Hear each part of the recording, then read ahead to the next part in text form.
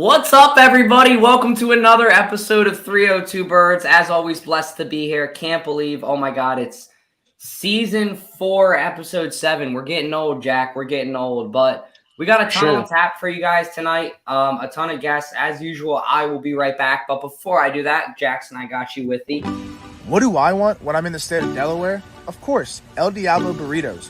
Customer service always is serving your food with a smile on their face, asking how your day is, but their food is phenomenal as well. Their burritos are out of this world, one of the best burritos in town.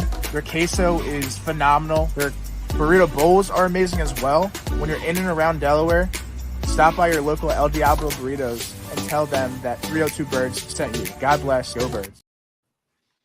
What's up, guys? What is up, everyone? We got Ben on here tonight. How you doing tonight, Ben?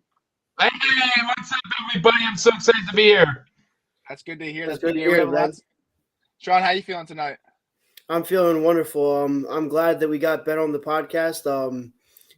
He's a great influence to all of us. For sure, for sure. Yeah. And, we got the draft coming up, in the next, 3-4 weeks. Yeah. Who do you think the Eagles should draft? What spot do you think we need to fill in this draft class? I think we need to fill in a lot of different gaps.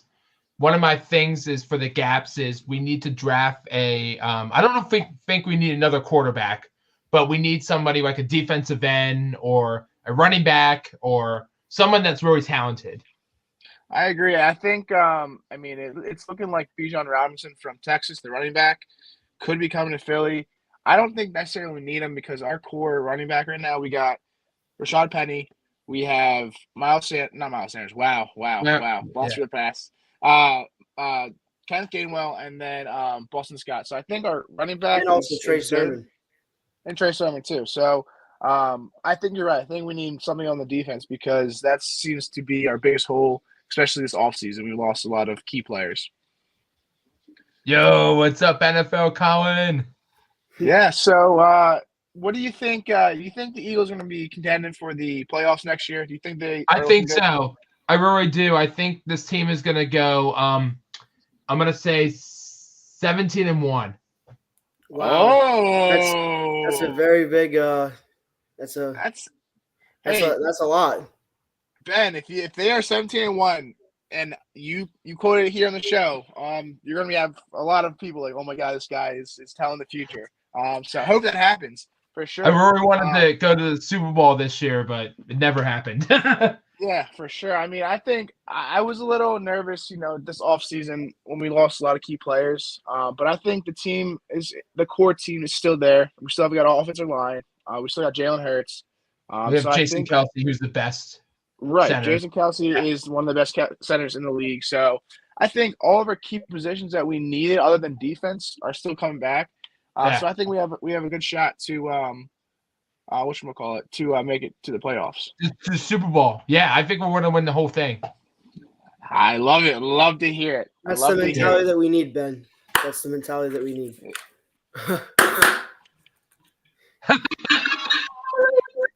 I'm ready to roll, Ben. If they need me out there, I want to go. I want my ring. I want my piece. I'm just saying. You look great on a helmet. I'm telling you right now. You should just be on ESPN right now wearing that. I'm ready to go. Put me in that safety. Let's go, Sean. Let's go. Put me out on the field, Coach. Yeah, put me out. I got my bag jersey on. I'm ready to go. I'm wearing this the rest of the podcast. I hope you know that. Do it. But in all seriousness, Ben, like you said, bro, you hit the nail on the head. They need to go out. I like running back. I've been telling every single person on this podcast we need to draft Bijan Robinson. And you know what they tell me, Ben? They say I'm a madman. I don't know what I'm talking about. But, Ben, I'm with you. We need a power back because, look, these running backs are good. But you know what can make them great? A power back. And this offensive line is amazing. The only missing piece in this offense is a running back. So I'm with Ben. Yeah. No. Come on now, dog. We got some core running backs, so we don't need another running back. Ben, why do we need a power back? Tell Jack. Convince him for me. I think we need a power back because they look like Sonic the Hedgehog when they're running fast. I agree. Yes. It hurts to tackle somebody like that. True. Jalen Hurts looks like a Sonic the Hedgehog. He does though. When he gets those And legs turning, man. You know what A.J. Brown reminds me of? A Tails. Oh, really? Tails from. Why is that? Why do you say that? Because he flies like Tails. That's true. That is true. I agree. Then I actually had a question for you. Who is Go your ahead. favorite player on the Eagles? Ooh, I would say Jason Kelsey because I took him to Dorney Park. That's pretty cool. Wow. What was that like? That's got to be an awesome experience. Tell us a little bit about that. It was fantastic. Jason is just an amazing guy. His character is incredible. His wife is actually a nice person as well. And we spent 4 hours in the park together. Wow. That's amazing. 4 hours. So what did you guys like talk about? Can you give us like some insight to what it was like talking? We did like funny stuff together. We rode roller coasters and we pretended we were barking like underdogs, and we did the Philly special when they won the Super Bowl, like a pretend Philly special. That's wow. awesome. That's cool. Awesome. Yeah, I've always been told that Jason Kelsey is one of the nicest guys you ever meet, and he really cares about the community. Down to earth guy, great guy. I've never met him, but he does seem like a great guy. I'll tell you, Brandon Graham is a very nice guy as well. Oh, I know Brandon Graham too. He's a great guy. BG, I call him Big Boy. Hey, big boy. I love big boys. Ben, now that we have you on here too, I actually have it on the screen. I have your flyer up, but could you tell? Oh, I got to turn it on and off, but I'm going to shut my computer off. But could you start to tell everybody a little bit about before your event? I'll bring the flyer up towards the end, but tell everybody a little bit real quick about the Eagles Autism Challenge, your impact, how you got started, and then going on the Ellen DeGeneres show, man. I'll be right back. So I was diagnosed with autism at the age of 2, and now a speech therapist taught me how to talk, and now today I just talk, and there's no off button on me. Shout out to Paul Barson in Children's Hospital of Philadelphia. I've done a lot of research studies, and that's when I got involved with the Eagles, and they'd done a lot of stuff through that. And as a thank you, they did a documentary, and then I got to do some of the volunteering stuff with Huddle Up. And then that's when they won the Super Bowl, and I got to carry the trophy for the Eagles, and I got to be a guest on the Ellen show raising money for Eagles Autism Foundation. Eagles Autism was started by Jeff Lurie, and his brother has autism, and they want to take awareness to action. And Ryan Hammond and Kiki and all those people at Eagles Autism Foundation do a great job for what they do. They have an event. They have an event every year. They have it at the Link, and it's on my birthday, which is May 20th. So if you're interested, you can join Team Benergy, and just check out my website. It's a great resource. And then after being on the Ellen, I don't know if you have any questions or anything. No, I mean, keep on rolling. We love hearing this stuff. Yeah. So I also been on the Ellen show, and after being on Ellen, schools have reached out and they said we would love to have you come speak. And now that I started my own business, I do public speak at schools, businesses, and organizations about autism awareness, inclusion, and kindness. And it's really cool. If you ever want me to come speak at your company or your school, visit Benergy1, BENERGY1.com. It is a great website. My brother, shout out to Dan. Dan did the website, and he did such a great job with that. And so I know before you came on the show, you're working on a book. You want to talk about that? Yeah, and then we could talk about Eagle Dot. So my mom, if she's here, real quick. So me and my mom wrote a book. She's coming over right now. Hold on. They'll talk about the book. Hi. So she's the best. Welcome to the show. Thank you for coming on. Candace Hartranft. She works like Snow White, but in my opinion, this should win an Emmy. Yes, this should win an Emmy. Oh, but tell us a little bit about the book and where we can purchase it too, if we would like. So when Ben was 3 years old, I literally found him on my dining room table swinging on my chandelier. And I said, oh, Lord, if I ever write a book, I have my title. And so it's from a journal that I kept for the past 20 years about Ben's life that really helped us remember the hard times, the things and the people who are wonderful that helped us through some of those things. And then after I wrote my book, Ben said, I want to write a book. So the whole back section is his words and his own pictures about his life. And it's exclusively available on our website. So you can order it from our website, and we mail them out right from our house. And it's a great Easter basket gift. It's a great holiday gift, and you can even read it on the Bahamas. Yeah, I love that. I definitely will be purchasing, but Ben, I would like to say what you said and what your mom said definitely gave me chills down my spine. It really did. Wow. And we really do appreciate you and everything that you do. And you inspire all of us. Thank you. I just wanted to just say one more thing about the fundraiser. So come on out tomorrow to the Eagle Diner, Street Road in Warminster, all day tomorrow, 7 a.m. to 9 p.m. Bob Kelly from Fox 29 is going to be there. And Swoop and the cheerleaders are coming 5 to 6 p.m. tomorrow. Come on out. It's going to be a great time. If you can come, you can come. If not, just have some fun. And, yeah, it's going to be a great, great time. So we have some great raffle prizes. And come say hi to me tomorrow. Grab some salad bar or get some soup. Awesome. Yeah, I'm definitely going to be trying to make an appearance from Delaware. And I just want to thank you, Ben, for coming on the show and to reiterate home what Sean said. I mean, working at the link, your business, and everything you're doing to advocate for autism, you're really setting the standard. And it's awesome to be supporting such a great cause with you for the best team in the NFL. And Ben's mom, also, I don't know your name, but it's very nice to meet you. Sandy, it's a pleasure coming on the show. And Ben told us that you guys are birthday buddies. So on May 20th, we will be singing happy birthday to both you guys at the Eagles Autism Challenge. And we couldn't be more excited to do so. I just want to, one more thing. I just want to say April 2nd is World Autism Day. And I'm trying to encourage every NFL team, including Commissioner Goodell. I'm hoping he goes through on World Autism Awareness Day. So if you can hear me, Commissioner Goodell, you have to wear blue on April 2nd. He's ready. I got mine. I don't know which blue I want to wear. I don't know if I want to wear the navy or the light, but I got it laid out for Sunday. I'm ready, man. Yeah. Thanks so much for your support. Thank you, guys. We appreciate it. Yeah, thank you so much, guys. Ben. Hopefully we'll see you tomorrow coming on the night show. and definitely see you May 20th. Thank you. Have a Bye. good one. That Awesome. was amazing. Yeah. And if you guys don't, follow Ben on Instagram too. It's on my Instagram story. I'll make sure to put it in the link in the bio too. But I guess we'll pivot into the show. But yeah, awesome night. We're really lucky to have him. Try to go out to that event tomorrow night if you can.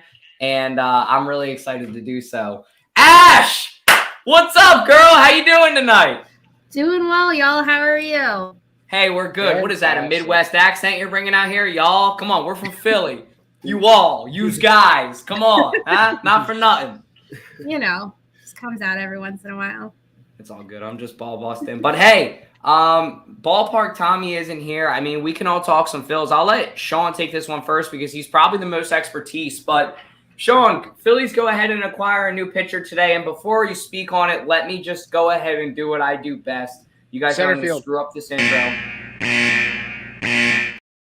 Time for Phillies talk with Ballpark Tommy. Ginger Stitch.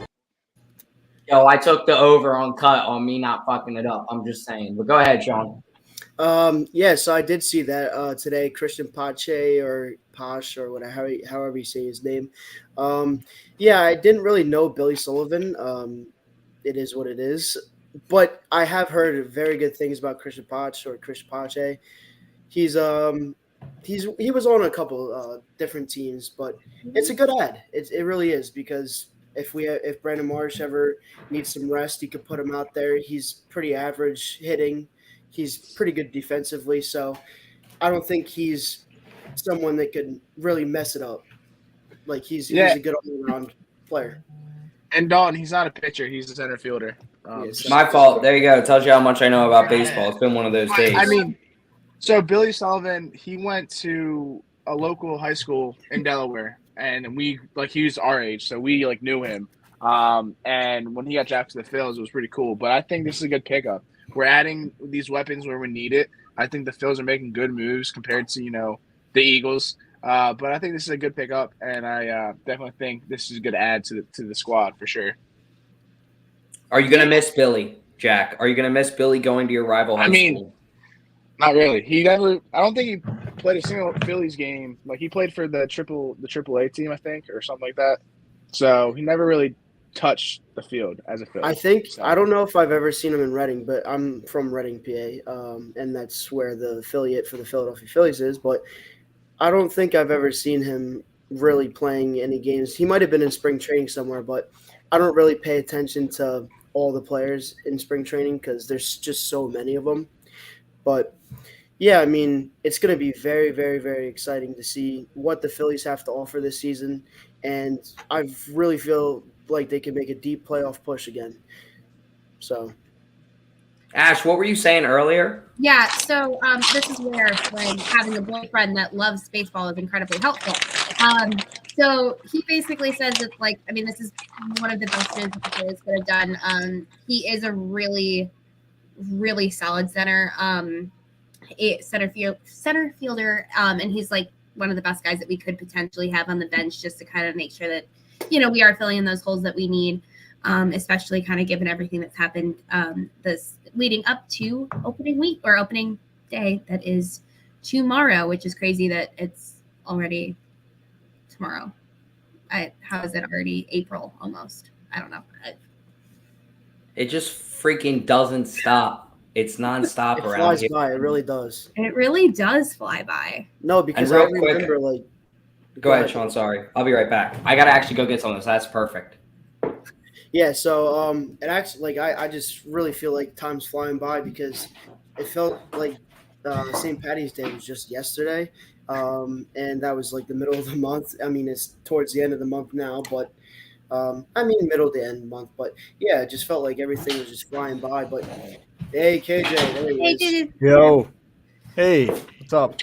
Hey, real quick, before I bring on our guest, I just want to highlight these two while we're on the Ballpark Tommy segment. Guys, if you aren't doing anything, Tuesday, April 25th, you better be out at Citizens Bank Park and sitting with us. We will have more details. I think we're going to try to sit in section 301 with the Fandemic crew up top. But look, Dollar Dog Night tees just dropped. I just got mine in. You can get them. I will put the link in the bio. It should already be in there. But these are fire. You guys can get these in the bio, little nighttime action on the front. Mwah, they're beautiful. And thank you, seriously, to Gianna for helping us with these. She crushed it, our new graphic designer. And I do want to bring our guest on the show, too, to talk some Phillies. KJ's boy, Cowboys B. What's up, man? Welcome to the show, Chris. Welcome back, man. God, Cowboys B. Howdy. TikTok. Hey, wait, hear me out, guys. He's not an enemy tonight. Tonight, he's an ally because he is a Phillies fan with us. Cowboys V. How you doing, man? Yo, what's going on, guys? How we doing? Thanks for having me on. Pretty good. Thanks for coming on, man. How you doing? What Yo, do you can I think just about say the something real Phils? quick? Go ahead, Sean. Just let it I'll out. allow you to So, say something. Yes. I watched this guy. He came up on my For You page so many times on TikTok. But I love when I troll him in the comments because it's just hilarious. Because like during the season, I just love when the Cowboys fuck up, basically. But it's just it's the most perfect thing. It really is. In all fairness, I enjoyed that Super Bowl. I enjoyed that. That was my favorite Super Bowl. At least we've seen a Super Bowl anytime recently. All right. Let's keep it to Phillies. Jesus Christ, we can go on all Let's talk night. about the Phillies. How you feeling about this new center fielder? I'm going to be honest with you. I don't know much about baseball. I do like the Phillies, though, so I'm going to try my best to give the most insightful analysis that I could possibly give. I think the Phillies could be in trouble this year. If you're asking me, I mean, they're going to be without Harper for half the season, and they just lost Rhys Hoskins. Like I always talk about when you're building a team, you want to be upgrading, not downgrading. And when you lose Rhys Hoskins, like he's a good player, and you're going to be downgrading at that position on top of already not having Harper. It might be a rough little run here to start the season.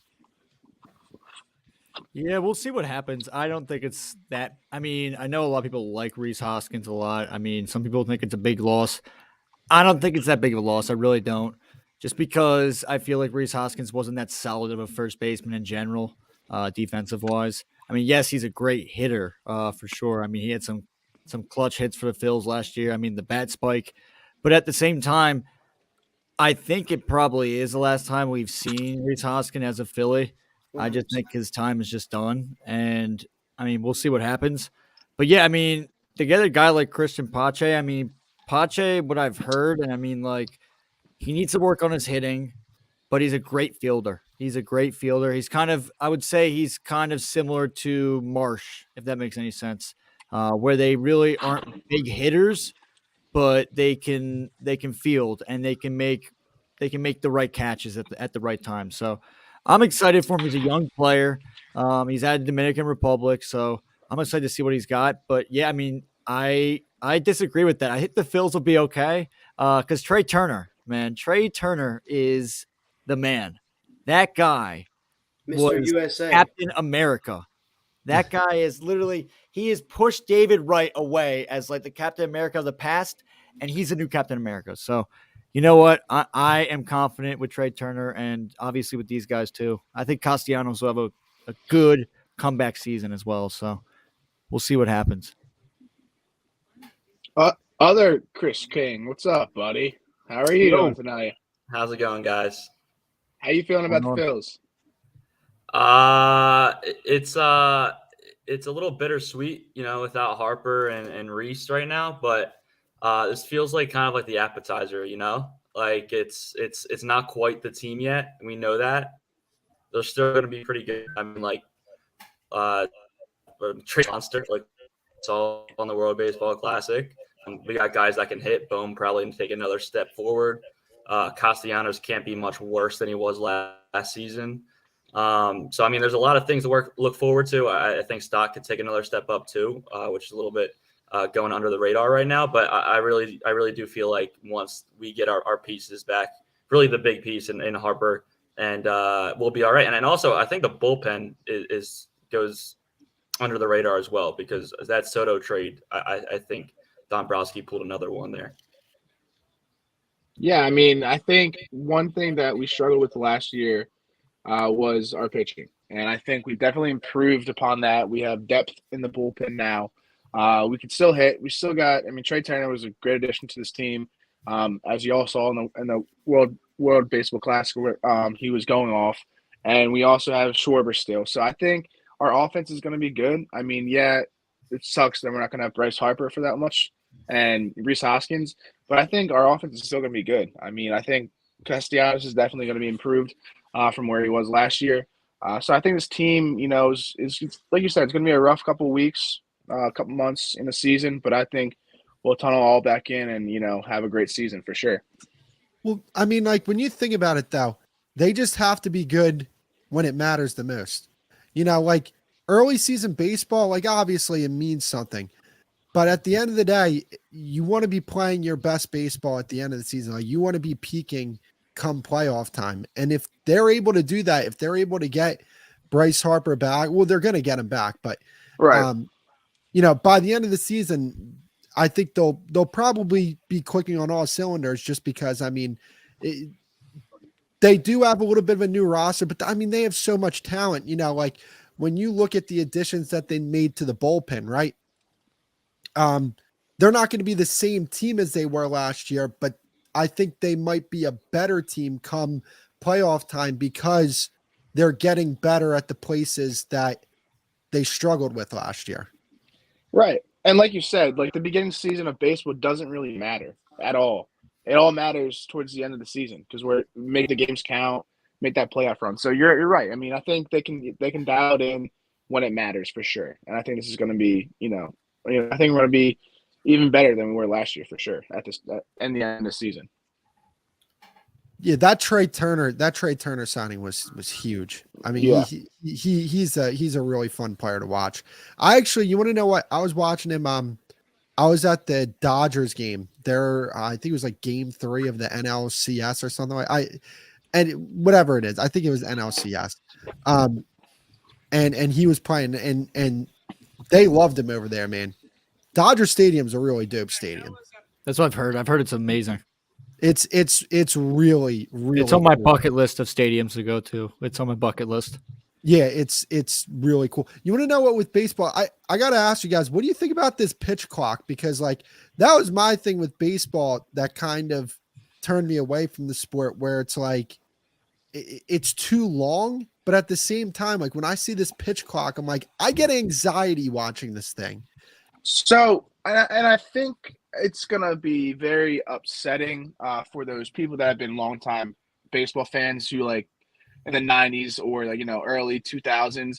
But I feel like for fans that are getting into the game and are actually going to games now, I think it's going to be a lot better turnouts because granted, I love watching baseball, but I don't want to spend 3 hours watching the game. I'd rather spend 3 hours watching football or hockey. So I think the games are going to be close to like 2 hours and 35, 40 minutes. And I think the pitch clock is going to be huge. I mean, I was watching ESPN today, and a lot of the players are saying they love the pitching clock, and like offense pitcher, even the pitchers are saying that. So I think it's going to be a transition that from new baseball from old baseball to new baseball. But I think it's going to make the game a lot more interesting and like move faster, quicker paced. Yeah, So I don't now mind it at all, to be honest. Oh wait, you I keep have on a saying question. Do you think this new shift or the no shifting rules, do you think that that's going to help the Phillies out when it comes to offense? Yep. I do believe that shift ban will help every team really because it helps out lefty hitters in general because you can't move your players over and it just creates more space for your hits to get through really. So I like that part. I mean, the pitch clock is all right, I guess. It's just something that we have to get used to, but I don't think it's a bad thing that the MLB decided to add. Teams Chris are going to King. start bringing an outfielder. I saw it in spring training a little bit. They're bringing an outfielder to kind of act like what the shift would have been. So teams are going to try to work around it as much as they can. In terms of the pitch clock, I think it's going to be good. I have a couple concerns. One with the playoffs, like those moments, like Harper's at bat. I mean, I was there for that game. Like it felt like it took forever, and it felt. I mean, it was awesome to watch. And I think in those scenarios, you kind of have to let the game play out. So that would be one concern. And also, like going to the game, I do like spending like 3 hours there. I mean, food in general is going to take like, I don't know, 20 to 30 minutes to get your food. So maybe going to the game might not be, as enjoyable as it would be if the game was just being played out right like a regular baseball game. But I think in general, it'll help the viewership watching at home because it'll seem like it's going a lot quicker. Yeah, I agree with that statement because I do feel like, yeah, it's different now because we are going to be at the games. I mean, we're going to be there less. I mean, it's going to be a shorter amount of time, as you said before, and it's going to feel different, obviously. But yeah, I mean, sometimes you like to just hang around there. Sometimes, especially the non-baseball fans, I've seen them just hang around there. But yeah, I feel like it's a change. And with the pitch clock, I like the pitch clock. I think it's nice because I feel like pitchers take freaking 3 years to like pitch the ball sometimes, and it really just takes a long time. But yeah, I mean, the thing is too. It's just they need to make the game faster. I think that's what they did. And I mean, I know it kind of gets away from the old school game, but yeah, they need to make the game quicker because they were starting to lose a lot of viewership. Yeah. So that was the problem. So they were like, okay, you know what? We need to make some changes, make some moves. And I think that's why they did it. So, but yeah, I agree. Fans are probably going to be there less than they were before. And it kind of stinks. But at the same time, I mean, like, you know what? As long as they're making money, as long as we're watching games, I mean, I think it's still a good amount of time. I mean, it's all 9 innings still. So, well, you want to know what's funny when you're talking about the length of the game? When I went to that Dodgers game, I was an hour late. It was the top of the 3rd inning. When you're in LA, it is very easy to get distracted. Might I add? So I wonder why. I was a little distracted, and I was like, "Oh," I'm like, "We got like 30. I got like 30 minutes to get to this game, and it's like 45 minutes away plus the traffic." I'm like, "Yeah, I'm gonna miss a little bit here." And then I got there, and it was like the top of the 3rd, and I'm like, "All right, I'm cool with this," but like, yeah, this kind of shows me how slow this game moves. Yeah. Yeah, distractions can get you like that. Well, Cowboys B and Chris, appreciate you guys coming on the show. Moving on, the Sixers are tied right now with like Chris, Cowboys beat Chris. If you want to come back on later for the Cowboys, let me know. And Chris King, I appreciate you as always for jumping on with us, man. Of course, it's been a pleasure. All right, Thank cool. you, guys. Yeah. I can Thank you, guys. I can hop back on. All right, cool. Sounds good. Well, I will see you guys in a few. And then without further ado, I mean, looking at KJ McCoy's background, I feel like I'm at the Wells Fargo Center. I'm loving it, man. It looks great. Yeah. But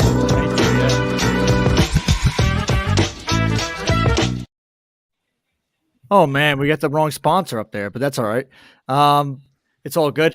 Yeah, I mean, right now, I mean, as I saw, I mean, Jack, what's the score? We got a score update. 89-89 with 3.7 seconds left, and I think in the third quarter. Oh, okay, third quarter. Okay, I thought you were about to say fourth quarter. But yeah, no, the bench. Honestly, the last game that the Sixers had against the Nuggets, it seemed like obviously Embiid. People were kind of like, why didn't Embiid play? Doc kind of sat him because he didn't want him to like expose Jokic or whatever. But honestly, I think it was kind of the right move. Obviously, he's a little bit hurt. I don't know what exactly it is, but he's hurt. So you know what? Just rest him for a little bit. And you know what? Honestly, this whole MVP thing is annoying, but at the same time, I think we just need to focus on the playoffs. As much as I want to see him win the MVP and he'll probably get snubbed, it's just like we got to realize, like, yeah, you know what? They're just going to do that. It's just. I think it's no, KJ. You need. I want to say this real quick. You need to have faith, boy. You need to have faith because this is the year that Joel Embiid wins it. I can feel it. I can feel it. I know what you're saying. I hear your point. We're more worried about a championship. Yep, that's than what I'm some worried MVP title, and I get that. But I do think, in on the light side and on the bright side, I think that this will be the first time we have an MVP in the city of. When was the last time we had an MVP in the city of Philadelphia? Allen Iverson. He was the last MVP. Wow. Allen Iverson. That's insane. The guy who Jack's put it on. Well, there you go, Jack. But Jeez, how you feeling, Jack? I mean, do you think that the Sixers are good this year? What are you thinking? You're throwing on your jersey. You getting excited? I am. There's fourth quarter now. Yeah, like when Dean was on last, I'm saying, and he agreed with me, that this time, right now, I feel more confident than I did this time last year. Like we all said, the bench is outscoring very well. I think it was a smart move to rest Joe Embiid that game because, I mean, he was playing nonstop, like, 3 games in a row, like back-to-back, and dropped 30 points. So I think it was smart. I don't know if it was Doc's decision or his decision to bench him because we need him in the playoffs. But I think this team's really good. McDaniels has been playing really well. Bang Niang is just God. He's exciting to watch because he has those threes that are count where when needed. So I'm excited for this team for sure. Yeah, I'm pumped. I am pumped for sure. What are you thinking, Sean? Yeah, I mean, I'm excited to see what they could do in the playoffs because this year I'm actually I usually say oh yeah, they get eliminated second round, but I'm actually feeling confident for once, and like you said, I feel confident in Joel Embiid winning the MVP. But it is what it is. Like I feel like it could go either way. I mean, he deserves it 100%, but with this NBA committee, how they are, they're just gonna give it off of favorite.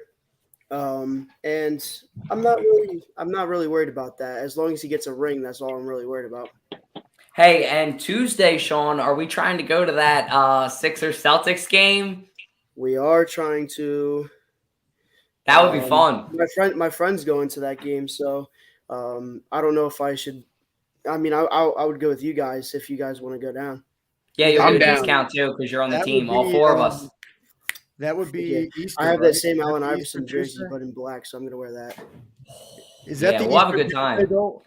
I don't know. It's Tuesday. It's Tuesday though, so I don't think it's Easter. April 9th is Easter, so that's Sunday. It's before a week from this Sunday. It's April 5th. April 5th. Wait, you said Tuesday, April 6th is the Sixers Celtics, right? Tuesday, yeah, it's Tuesday. I don't know what that's the home opener for the Phillies too. Oh God. No, that's Thursday. That's Thursday, April 6th. This game's Tuesday, April 4th. I got it now. But pivoting a little bit, we were talking about this on the Instagram. Shout out to Ash for doing the amazing graphics. But who's the most loved Philadelphia 76er? And we got 2 Philadelphia 76ers experts in here to debate this with us. Greg and TJ, welcome back to the show. This was a big debate. I got chewed out for telling Ash not to put Moses Malone on here. You guys agree with me? What are you guys thinking? Oh man, that's Where's a tough one for sure. Noel? It's got to be for me. I mean, I feel like it's got to be AI. AI is your number one? I think so. Where do you put Embiid on this list? That's a good question because, I mean, he's very lovable. Dr. J above Embiid, to be completely honest with you. Embiid still has time to prove it. Like he's great. Yeah, I think Embiid is relatively low on that list. Probably, out of those five, probably fourth or fifth until we make an Eastern Conference Finals appearance, at least. Yeah, that's the bottom line. Yeah, that's what I consider a successful season for the current squad we have too. I mean, I agreed with. I heard what Sean said earlier. How he was feeling better. Normally he'd be thinking about a second round exit for us or something, but he's feeling better about that this year, and I totally agree. I think, but Embiid's got a lot to prove yet. I mean, to stand with those other guys, that's the bottom line. TJ, do you feel more confident this time around than you did last year at this time? With this team? I do feel more confident, but I do think, I don't know if this team goes all the way, to be honest. Yeah. Okay. I say if we get matched up with Celtics in the Eastern Conference Final, I think they have a very, very good shot at beating them. I think they do. Yeah, the Celtics are kind of – they had a tough loss against the Wizards recently. I heard that Celtics fans were pretty pissed. So, right now they're just I think they'll bounce back. But, yeah, Boston always has our numbers in general. They really do. So, I don't know if that'll change it with Boston because they always give us a run for our money, I feel like. But I do love that rivalry. That's a classic rivalry. And I would probably have to say the most loved Sixer is probably Iverson, but he's also one of the most hated, I feel like, as well. Fair point. Like, I follow him on Instagram, and it's the funniest stuff because he's always posting up with some, like, funny picture with him being like, got my gang or something like that. And I remember, like, the deal he had, like, his agent, Nike saved him. They had a deal where he couldn't get, like, $50 million of his deal until he was 50. Or, like, some amount. I forget what Who, Iverson? Iverson, because they didn't trust him not spend that money. There's a story that I heard about Iverson once that he used to actually at the airports when they would travel, he would leave his clothes there. Apparently, that's what I've heard from. I've heard from many people. They said he would just leave his clothes there, and then just buy new clothes again. But just leave his clothes at the airport and just leave them there, Jesus. like different airports. I would have to say before too. But that's not the worst thing I've heard about Iverson, though. I've met him too. He's a decent guy. There's different stories about him too. But I also paid money to meet him. So there was a time in college where Dalton knows this, where I have a friend who was working at a bar near St. Joe's, and Charles Barkley was in there. And I came in and literally sat down, had a beer with Charles Barkley. I have a picture for it too. Oh, he's the nicest guy. I'm Greg Fernandez. Did you know I'm the St. Joe's Advocate paper boy? I'm like on the magazine and shit. Who the fuck are you? I'm Charles Barkley. I'm the prince. Yeah, I'm Charles Barkley. Sir Charles. I'm Sir Charles, man. That's just terrible. How was he? How was he, Greg? Like, what did you guys talk about? Like being did you talk about St. Joe's basketball at all? What does this conversation consist of? I talked to him, like, one of the main points I talked to him about was, like, who's your, like, most unlikely person in basketball? Like, who do you hate the most? He said Allen Iverson is just a huge dick. Damn. Yeah, damn. They don't get along, I guess. They don't get along. It's not like they really, like, were rivals. Like, he was a Sixer. You know what I mean? He said Allen Iverson. He answered it in a split second. They're totally – I've met both guys. They're totally different people. When Charles Barkley is one of the nicest athletes and like former athletes I've ever met in my life. He would give you the shirt off his back. Like, he's the nicest guy. Iverson, though, I've even heard from people that also at the casino, the live casino, I heard from one of the dealers there that I think this was maybe about a couple months ago. He was there, standing there for a couple of days. People would try and be like, "Hey, Alan, like huge fan and whatever," and like he would just ignore them and just keep on playing poker, keep on doing his own thing. He's very to himself, and I mean I get that, but yeah, no, I've heard more bad stories than good about Allen Iverson. But he's my favorite player, favorite Sixer player, but favorite basketball player of all time. But when it comes to person, I can see what people say about him. But he's my favorite player of all time, though. No doubt. He also went bankrupt in Atlantic City. Yes, he did. Yes, he did. Yeah, so Reebok saved him though. Reebok has saved him. That's what I'm saying. I mean, That deal. Yeah. I think Joel Embiid's the same way. I think he's the most loved Sixers because everyone loves him. I thought you meant like I heard nothing about Embiid doing that. Never mind doing. I mean, he just seems like he does a lot for the community in Philadelphia. I mean, he's always reaching out to the fans or whatever, doing things with them. So I think, like, I don't know, he embodies what Philly is. I don't know. That's what I think. Yeah, Joel Embiid definitely is currently, the king. Like, he's our top guy. But I just think the rest of the guys on that list, I mean, are just generational icons. And that's what I'm waiting for Joel to achieve, basically. And that's going to come, it's going to boil down to how the rest of his career progresses. And I mean, it would be a damn shame if this team could not get him at least one ring. So, but I think this year, though, I would be surprised if we made it to the NBA Finals. I'm thinking a successful season this year for us, as the team is built right now, is an Eastern Conference Finals appearance. And hopefully, we don't lose in 4. I say Eastern Conference Finals if Embiid stays healthy. But that's also the thing, though, is that if they go to the Eastern Conference Finals and lose, you got to worry about James Harden leaving, and it's probably going to happen. If he leaves, then he leaves, to be honest. Yeah, I mean, you could always replace that spot, but I mean, James Harden, he's been selling, I will say.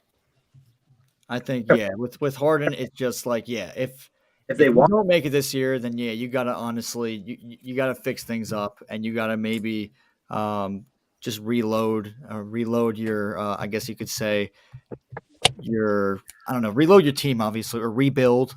But I mean, it just seems like this team, they've had so many chances, and we just we keep on coming up short. So we just gotta hopefully get the Eastern Conference Finals, or hopefully get to the finals. I mean, that would be ideal for sure. Yeah, I mean, there's a lot to look forward to with this team, but I mean, the sky's the limit, and I won't believe anything until I see anything. And I think everybody here agrees with me because we've been let down far too long. I don't want to invest my emotions in it. But I mean, that's pretty much all we got for the Sixers tonight. I want to thank Greg and TJ, as always, for jumping on with us. 2 fellow SJU Hawks, the best school in Philadelphia, a real Philadelphia school, unlike Villanova. The Hawk will never die, baby. You heard it here first. But thank you guys as always. I'm going to the Celtics. I'll see you there, man. Oh, you are? Yeah, I'm going. Now we gotta go, Dolt. Now we gotta go because Greg's going. We do you have tickets already, or? Yeah, I have tickets already. Are you going yet, TJ? Do you have tickets yet?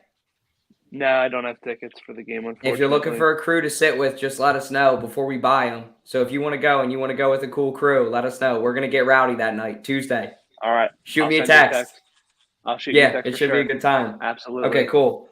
And that goes out for thank you guys as always, for real. I'll see you guys soon. Yes. Thanks, boys.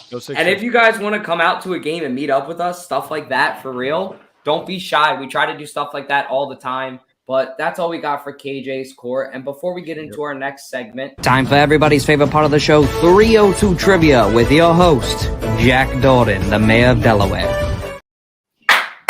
Also, the master of ceremonies. And before I get into the question, for 302 Birds, we're going to answer it all in one when I reveal the answer. So hold your answer to the question. The question we have tonight. Steve Van Buren holds the franchise record for career rushing touchdowns. Again, Steve Van Buren holds the franchise record for career rushing touchdowns with how many? A, 69, B, 79, C, 89, D, 99. Again, Steve Van Buren holds the franchise record for career rushing touchdowns with how many? A69, B79, C89, or D99. And we'll give you the answer at the end of the show. Hold your answers, KJ, Sean, Ashley. So I texted you. I texted you. That's not what I said, but that's all fine. That's all good. That's all good. It's all good. Damn it. That's all good. I'm gonna figure it out. I'm updating the scoreboard too because as of now, and we'll have this displayed at the end of the show, but I'll just read it out because I have it in front of me. Right now, KJ has 3, Sean has 1, I have 2, and Ash has 3 as well. Bringing her back on the show as well. Hey, Ash. Hi. So yeah, I mean, I'm making a comeback tonight. That's all I'm saying. I think I know what answer it is. If it is what it is, it's awesome. If it's not what it is, I'm just going to go down for the count. But Hold it your is what answer. it is. Hold your answer. I'm not going to say it. Don't worry. But moving on to our next segment, bring it back on the gentleman himself. Hey, Cowboys Pete, I had a dream the other night. It was a very interesting dream. I thought about what if the Cowboys didn't exist in the NFL? What would my life look like as an NFL fan? What would my life look like as an Eagles fan? And you know what I've came to the realization, Cowboys Pete? My life would suck if the Cowboys didn't exist because I would have nobody to hate on. And you know what, Cowboys Pete? You probably got to admit it too. Your life would probably suck if the Eagles didn't exist because nobody does it for you like Philly fans. Just like nobody does it for us like Cowboys fans. You guys are like crack to us, and we love it. But no, in all seriousness, it's that rivalry. I think it's the best rivalry in the NFL. And of course, I'm biased, but I don't think that there's 2 more passionate fan bases that go at each other in the NFL right now. Correct me if I'm wrong. Oh, I 100% agree. I 100% agree with that. You want to know what's funny? The Sixers are playing the Mavericks tonight. If the Sixers lose to a Mavericks team that's been struggling, that will just confirm that Dallas always beats Philly. So are you trying to tell us you're going to convert that? Or like, what are you trying to say? Now, with this scenario, I don't want Dallas to beat Philly. Good. But I'm just saying, if it happens, it's just weird, bro. Why is it weird? No. I'm just talking some shit. That's all. Secret Mavericks. No, we love it. We're trying to give it back. We enjoy it. Don't worry. Sean's ready to fucking fight you. Apparently, he's got on the helmet. Well, you want to know what I'll say? I 100% agree with you. My life without Eagles fans would suck. That's what makes the game so much fun.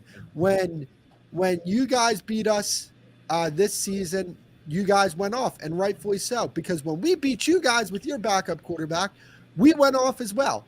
It doesn't matter what it is. We want to beat each other, regardless of how meaningful the game is. No. That's the way I look at it. Like, man, look, did it suck when we lost to you guys week 6? I couldn't go to sleep that night. But when we won December 24th or Christmas Eve, and Doc had that great game, that was a great feeling. And that's what you get out of the rivalry. When your team wins, you love it. When your team doesn't win, you get all pissed off. That's the fun of it all. I 100% agree. I don't know what my life would be without Eagles fans. And you want to know what? I do love Eagles fans. I respect Eagles fans. Not only that, We love you too. I took your guys' side. I took your guys' side on that Nick Bosa situation or Joey Bosa situation. Let me just say this right now, and I'm going to say this into the camera. Joey Bosa is a pussy. Dude, I've been to Lincoln Financial Field. The stuff that I've heard about how my parents should have had an abortion, my dad should have pulled out, beer thrown on me, beer thrown at me, punches in my face, all that stuff, right? For Joey Bosa to go along and get butthurt that people are saying his last name, screaming his last name. You could tell he was so butthurt. As soon as he brings up money, it's like, yo, bro, everybody knows you're rich, man. Everybody knows you're rich. You're a fucking NFL player, bro. Like, you're richer than everybody. And he's like, I make more. No shit, you make more than the guy that's working at the deli in Philly. And this is his one day a week to get fucked up. And he just wanted to let out a little bit of steam on your Joey. No shit. I loved it. I loved every second of it. And you want to know what? That guy that was giving it to him was hysterical. He said exactly what he should have said. Yep. everything like that to me, I can appreciate good shit talk regardless of what fan base it comes from. That was perfectly executed. I couldn't draw it up any better than how he did it. He didn't get all butthurt. He just said, I got the money to afford it as well. Now, does he? Probably not. But, like, what is he going to respond to that? What is he Like, going to say? Yeah. He just made – We're Joey gonna say, Bosa hey, shot himself in secretly the I'm an foot with NFL that player. comment. Secretly, I'm an NFL player. I'm just in like a regular man's suit right now or something. Look, I will say this. Some Eagles fans are perfect at talking shit. Like, they are just flat out Some are ass. More I'm so the bodyguard for 302 Birds, but yeah, I mean, back on the Bosa thing, we don't give a fuck who comes in Lincoln Financial Field. We don't care if you're a celebrity. If you're rooting for the other team, we don't give a fuck. We'll just talk shit, throw beer, whatever. I mean, I never personally have, but I'm talking over all Eagles fans. But yeah, I mean, going back to the whole main reason why we're talking about this, if the Dallas Cowboys didn't exist, there would be no rivalry really. And I mean, if the Dallas Cowboys didn't exist, Dak Prescott wouldn't exist on that team. And who's going to throw the interceptions? Like, well, he'd probably be the number one jersey seller if he didn't play for the Cowboys. Yeah, that is true. Let's be 100% honest here. If he didn't play for the Cowboys, Dak would probably be in the top 5 of most loved players in the NFL. Yeah. It's just because he hasn't won anything. I think that's the main reason why. And I mean, and I hate saying this, but it seems like Dak is one of the nicest guys you'll ever meet. But the fact that he's a Dallas Cowboy, just brings his name all the way to the bottom. But he does a lot for the community, and I respect that. But he's a Cowboys, so exactly.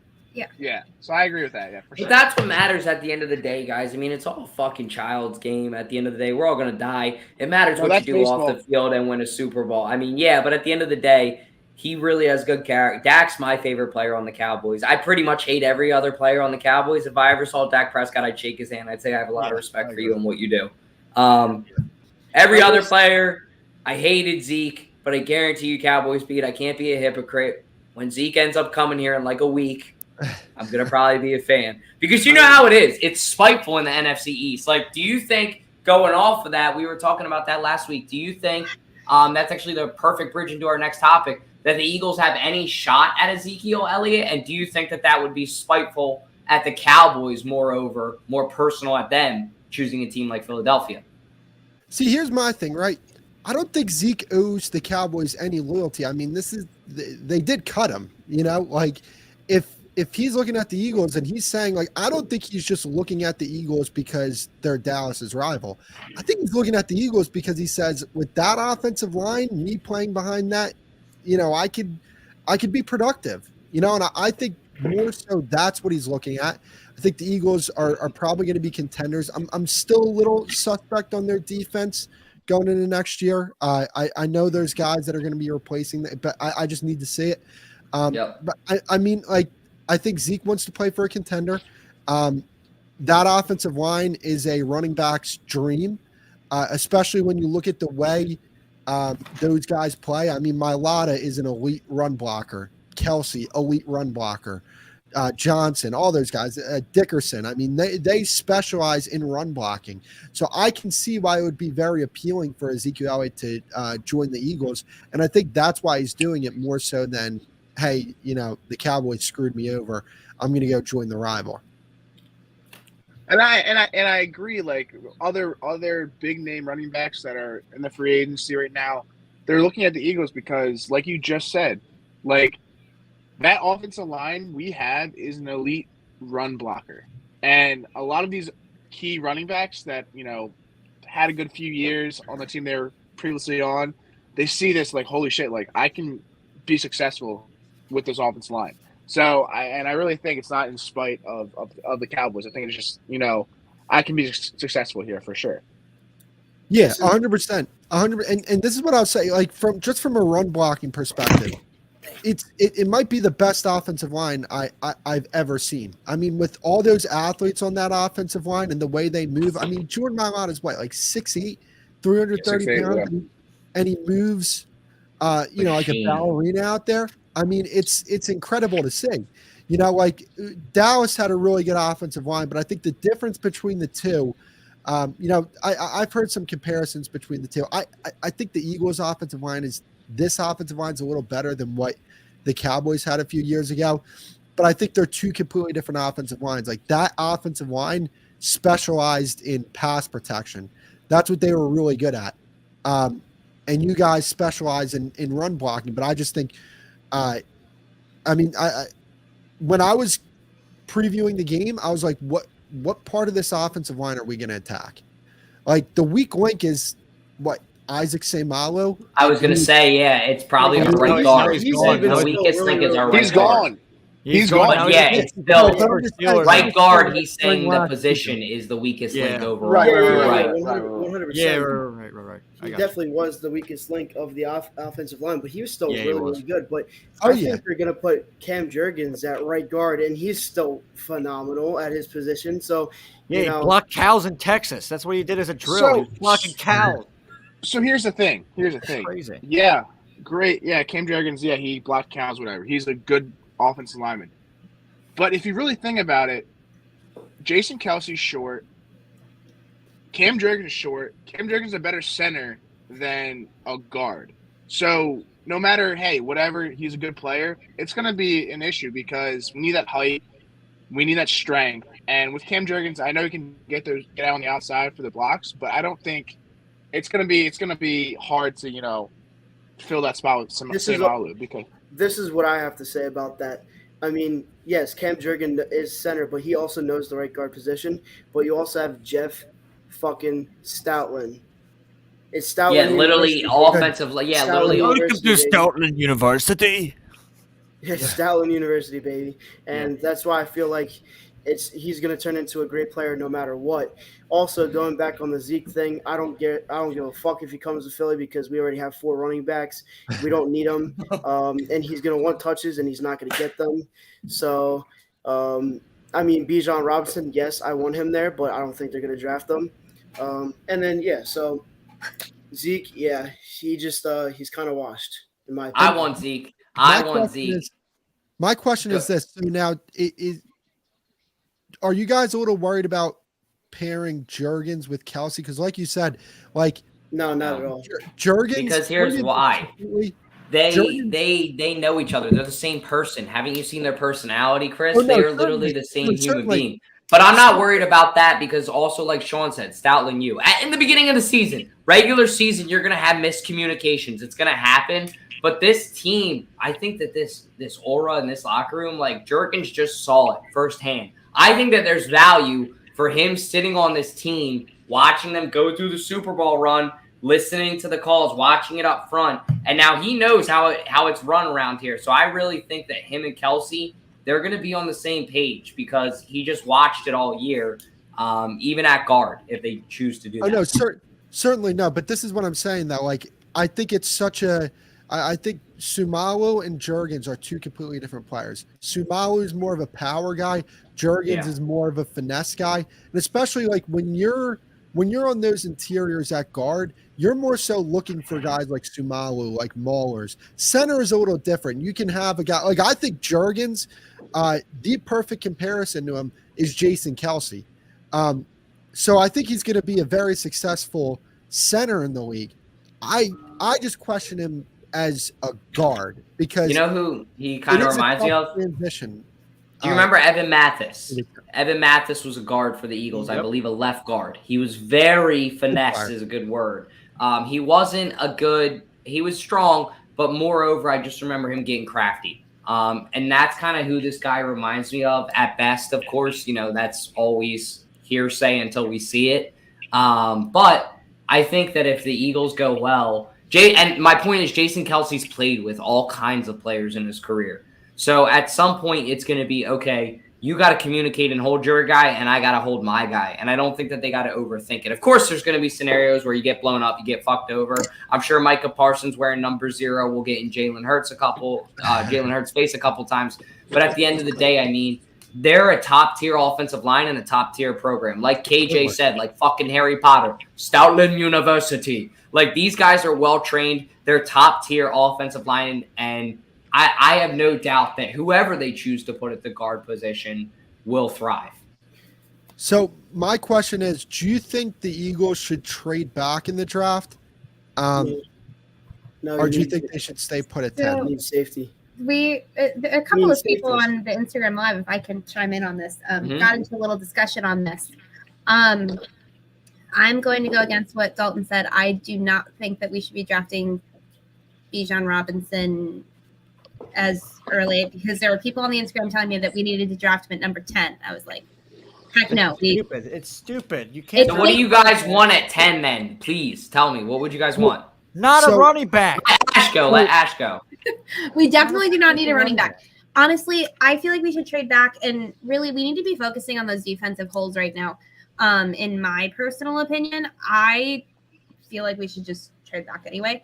Again, it's my opinion. I don't think that we need to be drafting a running back to begin with. If we what do you want to draft first round then? What position? I'm interested. I'd probably go with defensive back personally. So some kind of corner or safety, you thinking? Yeah. Safety primarily because Bradbury and Slay are back? Safety. Yeah, safety. I mean, because Slay and Bradbury are back, so and you just lost C.J. Gardner-Johnson, so get an aggressive safety, get somebody like the guy from Penn State, or get the guy from Illinois or whoever it is. Somebody who's a ball hawk that obviously it's not going to be C.J. Gardner-Johnson, but somebody that can still kind of be the presence there. Because, I mean, I know we like Reed Blankenship and everything like that, but I don't know about Reed Blankenship. I just don't know. I think. We just signed that guy from Steelers too. So. I actually like the move of getting Terrell Edmonds. Terrell Edmonds. Yeah, Terrell Edmonds. Yeah. This is what I'll say. So, are you guys more so looking for like defensive linemen as well? Because if so, I'm telling you right now, we did lose Hargrave, so I guess so. Yeah. You know what? I'm telling you this right now. Nolan Smith might be the best defensive end in the draft. But also, as I mentioned last week, and he talked about the Eagles too.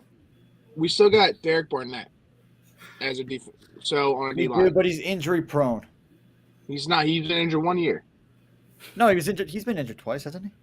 Yo, I'm telling you this right now. Nolan Smith, his sophomore year was better than Derek Barnett. Nolan Smith is an absolute monster. Like, it's not even just the combine. His film checks out big time. Like, he's fantastic against the run.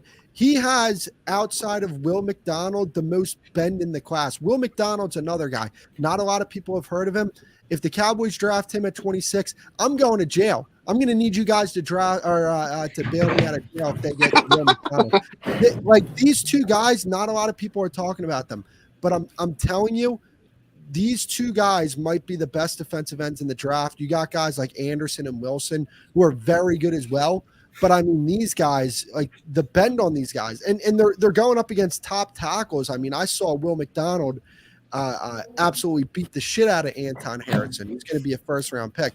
So I think for the Eagles, they would be best suited in looking for a guy like that. Now, those guys are more so defensive ends.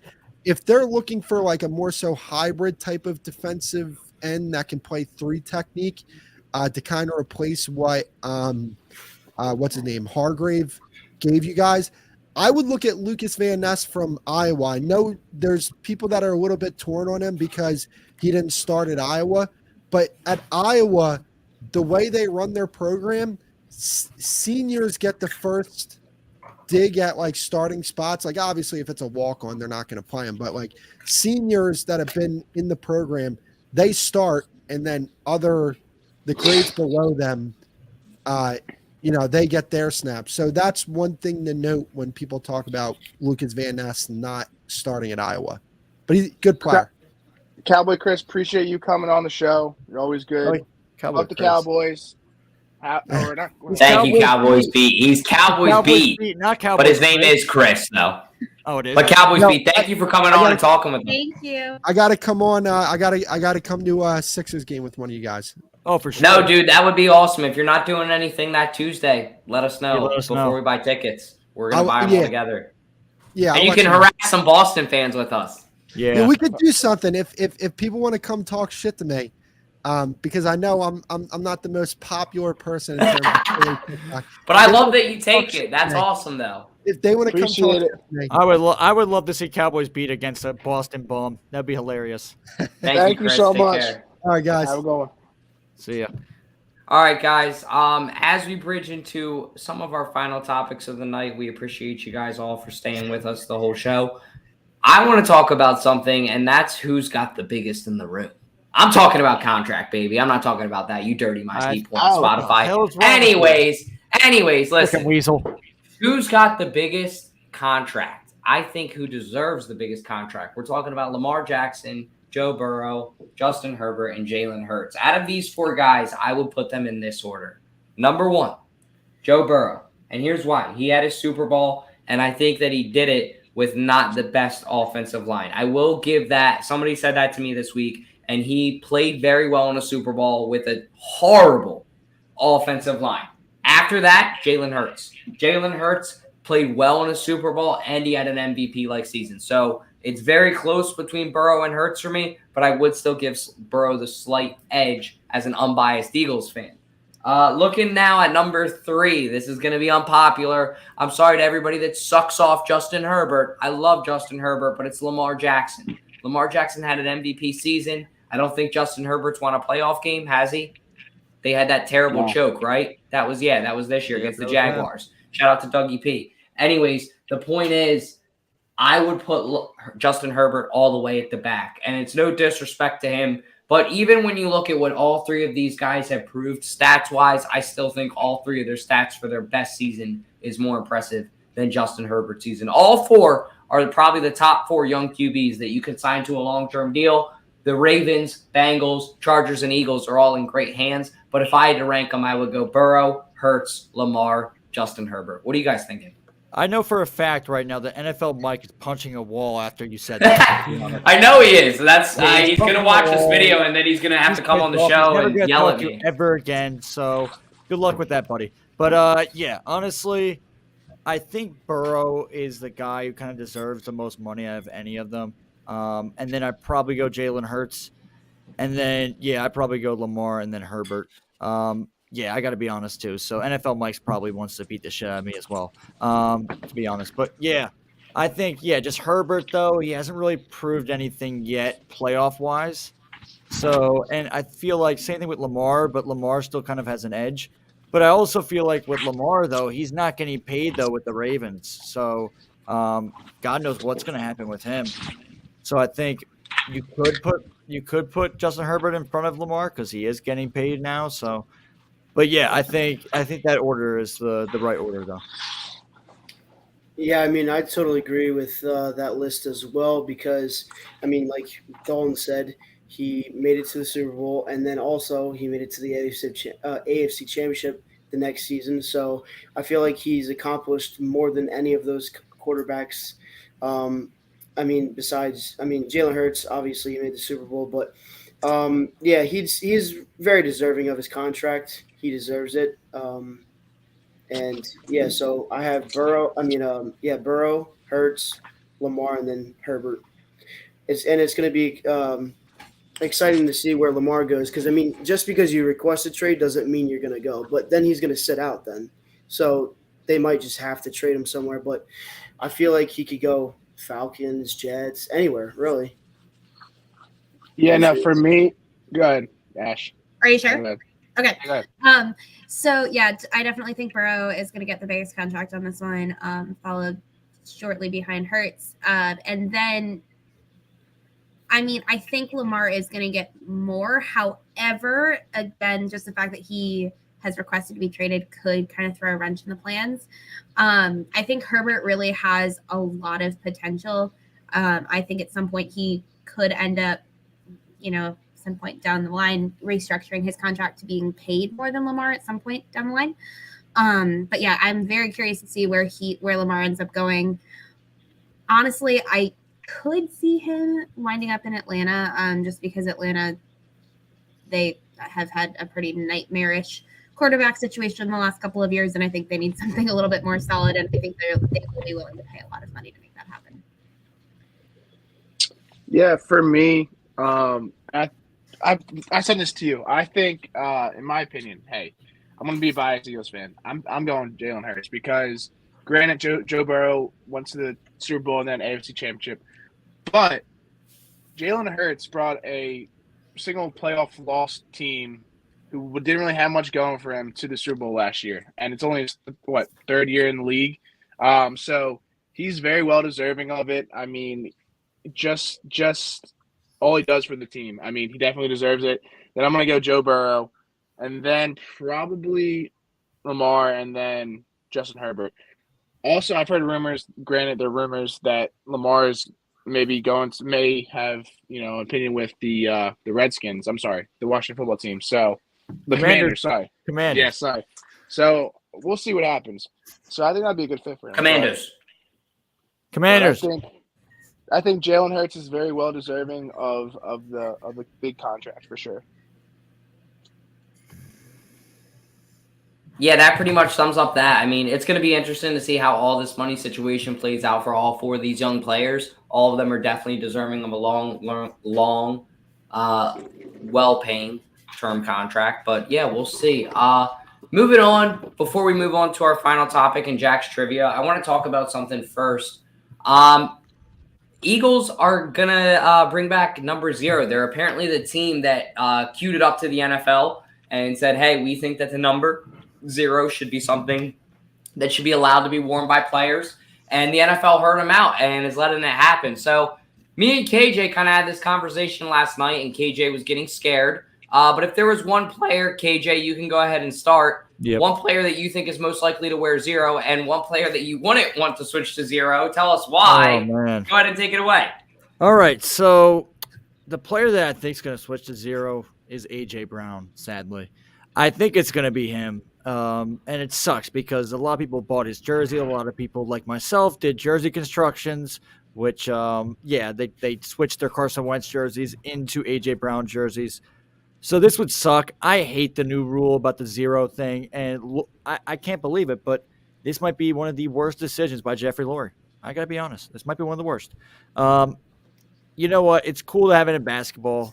It's cool. I mean, I've actually never really seen it in baseball, to be honest, that much. But in football, I don't know. It's just weird. I was already pissed off that they decided to do the single number thing where you see like Hassan Reddick and Darius Slay with number 2 and number 7. But yeah, I think it's going to be A.J. Brown. That's who's going to get it. And I think it's really annoying that guys like Micah Parsons is like, it's Agent 0 time. When I know a bunch of Cowboys fans, probably like Cowboys beat, who bought Micah Parsons' jersey, and now it won't be really anything because he's going to change it back. He's going to change it to 0. So honestly, if you're a rookie, that's what should happen. You should be able to have your number 0. But if you already have a number, don't change it. It's just annoying. And people buy jerseys, man. Jerseys are not cheap. Realize that. The jersey that I wore to most of those games, I just bought the authentic AJ Brown home jersey and the midnight green. And that wasn't cheap. I got it on sale on eBay for $180, which it's originally $400. But I just don't want to see him change his number because then, I can still wear it, and it shows that, you still you still care about the player. But yeah, no, I agree with KJ with that because it just screws up everybody because they just like to buy jerseys and then they just switch up on you. Like T. Higgins just changed his number from 85 to 5 today. So, and Calvin Ridley's now number 0, not 11. So, or whatever number he was 18, I think. 18, yes, he was 18. Yeah, 18. So, yeah, I just don't – I do agree. Like, I think the number 0 should be allowed in the NFL. I think it's going to be cool. But, like A.J. Brown, you can't change your number.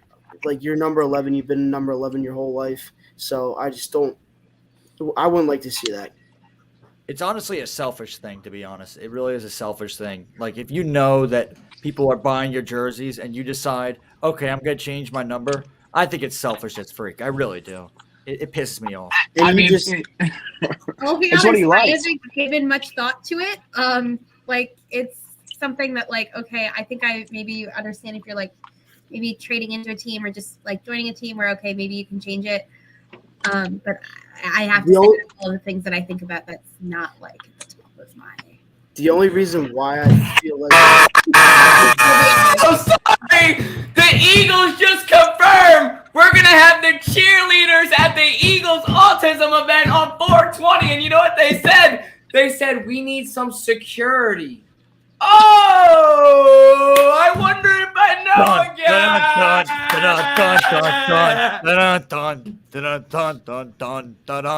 I wonder if I know a guy. Oh, let's The go, guns have been Sean. unleashed. The guns have been unleashed.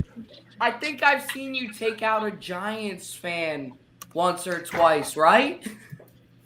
He sent him packing all the way back to New Jersey. evidently you have. Yeah. So Let's go. I mean I am the bodyguard. So Wait, how many I'm here for a cheerleaders? reason.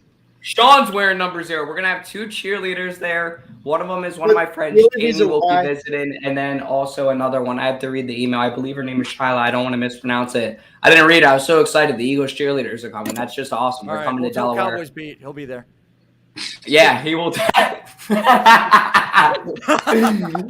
NFL, you need to calm down. But anyways, the only reason why I think AJ Brown would change his number to 0 is because 0 people can guard him. That's the only reason why. Oh, I like that. But I don't want him to change his number because I want to wear the 11 in peace. AJ Brown, if you're listening to this right now, I have a message for you. Please don't do it. Don't do it. Do not change your number. Please don't do it. AJ Brown watching TikTok because some kid named KJ McCoy from Montgomery County told him not to change his jersey number. He's not going to change it next year. Guess who that is right there? You can. Hassan Reddick. Hassan Reddick? Yes, that is. That's Hassan Reddick. I don't want him to. He signed it number 7, and I don't want him to change it. And then there's. I just don't see the issue with it at all. It's whatever they like. Like you didn't buy Yeah, his yeah. jersey. That's As long as he's getting I sacks, Jack doesn't give a fuck. I mean, KJ, I have a lot of jerseys that no one wears them anymore. I'm still gonna wear them. I don't think it's a big of a deal. Like I think you're thinking about it way too in depth, and you're being selfish. You're the one that's being selfish because you don't want him to change the number because you spent money on a jersey. So you're being selfish. If he wants to do it, he's an athlete. Let him do it. Bang! All right, baby. You know what time it's for? Time for everybody's favorite part of the show, 302 Trivia, with your host, Jack Dorden, the mayor of Delaware. Thanks for everyone staying on the show. The question we had tonight was, Steve Van Buren holds the franchise record for career rushing touchdowns with how many? Answers were A, 69, B, 79, C, 89, D, 99, okay? You guys know what answer I went with. So we have Sean with 69. 69 is the answer. It's very accurate. So Ashley, Ashley had it. I 69. got it. Of course it's 69. Why else would that number be on there? Actually, Sean. That's why I Sean's went with wrong. it. Sean's confused because he said 69. Yeah, but gave the wrong letter. I put the wrong letter. Yes. But I put the right number. He put the right number. KJ said 79, and that's completely wrong. And then Dalton texted me, and he said 69 as well. So Ashley got a point, Dalton got a point, Sean got a point, and KJ did not get a point. Did the fans get a point? Did any of the fans get it? Did anyone see Yes, it? they did. They did. I saw. Lucas the answer. Kraken got the Couple of people got it. I got it think. right. All right, so the updated score, I'll read it out, and then I'll get this to you next week, Jack. Sorry, guys. We've just been doing this last minute, and I love doing these. The fans have 2. KJ McCoy, representing Ireland, has 3. Sean Michalski has 2. Dutchie, representing Amsterdam, has 3. And Ash, representing Chicago, has 4.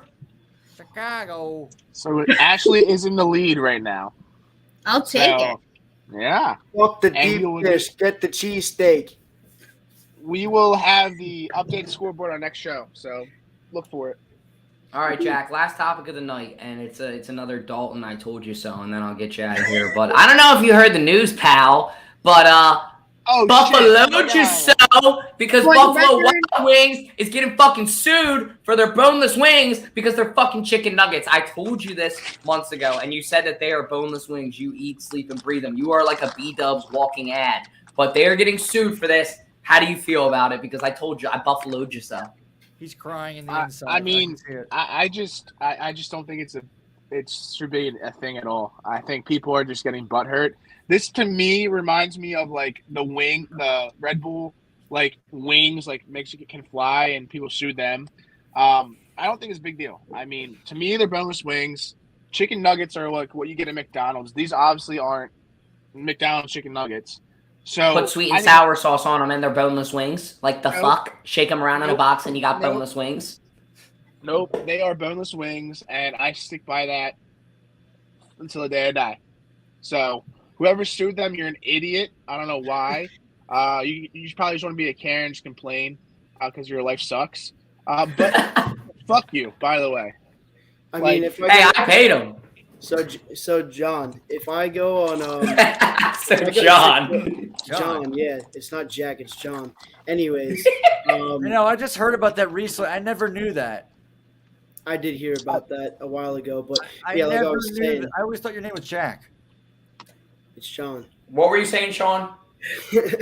But yeah, say I go to Chick-fil-A and I get the nugget count, and I put some sweet and spicy sriracha on them hoes.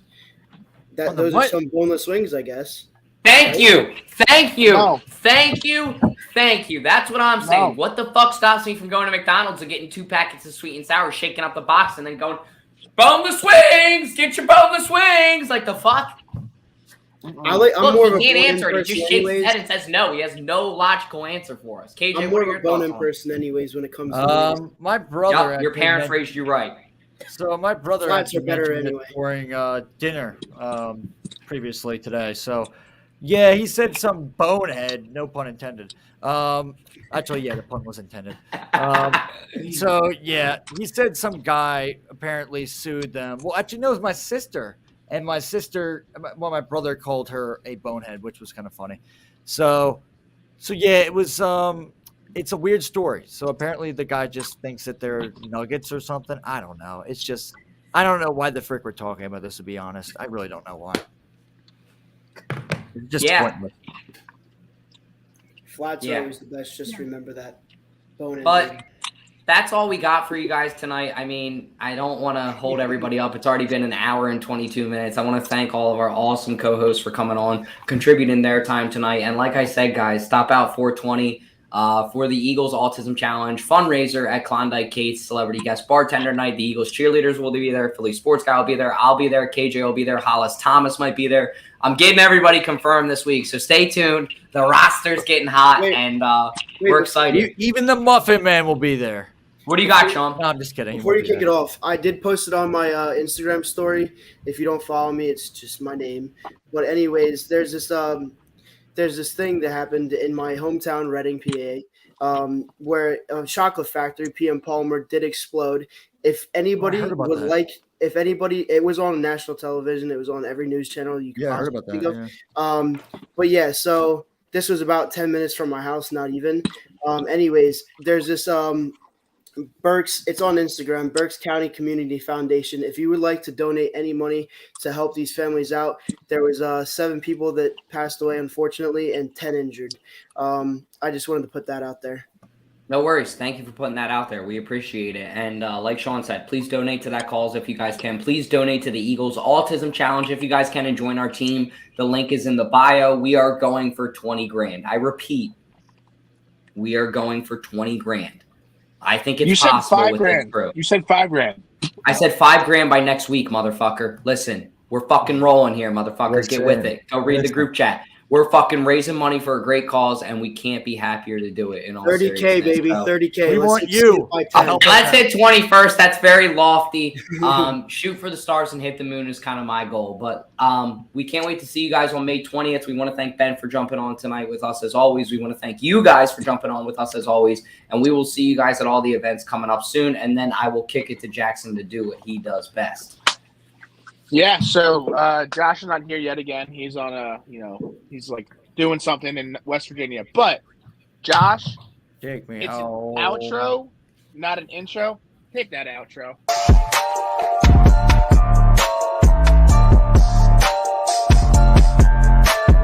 Take me home, West Virginia, where Zep belongs.